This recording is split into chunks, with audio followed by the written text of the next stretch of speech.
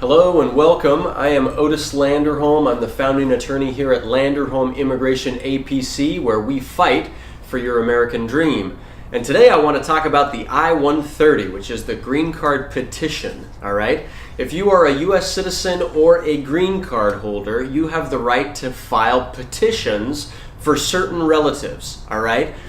Certainly for your spouse, certainly for children who are under the age of 21. If you're a citizen, you can also file for your parents, and if you're a citizen, you can also file for your siblings, all right? And so, brothers and sisters.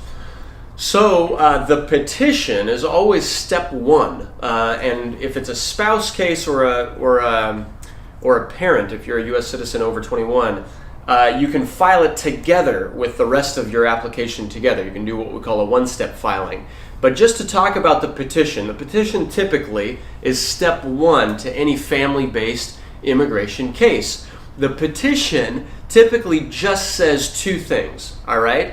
The first thing that it says is that yes, in fact, you are a U.S. citizen, or yes, in fact, you are a green card holder. And here's the proof, right? And we send it with your U.S. passport or your U.S. birth certificate or your United States green card showing that you are a lawful permanent resident of the United States. All right?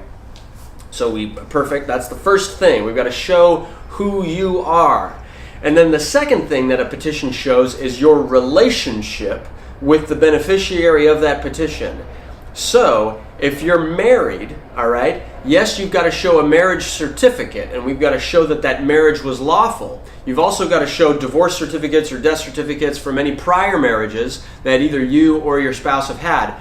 But in addition to that, the government asks for proof that your marriage is quote-unquote bona fide, all right? So they ask for all kinds of documents, joint bank accounts, joint tax filings, joint credit card accounts, joint gym memberships, joint, photos together, letters from friends explaining your relationship, whatever you have to explain and to show that, yes, you really have a genuine marital relationship. It's not just that you got married for immigration purposes, all right? That's for marriage-based cases. If it's a parent, right, you've got to at least show your birth certificate, and on your birth certificate, it's got to have the name of the person you're petitioning for as your father or mother, all right? If it's a child, same thing. Show their birth certificate, and it's got to have your name on it as their father or mother, all right? And if it's a sibling, then you need your birth certificate and their birth certificate, and at least the father or the mother has to match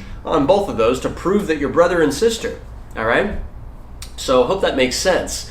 Remember, a petition, you're showing two things.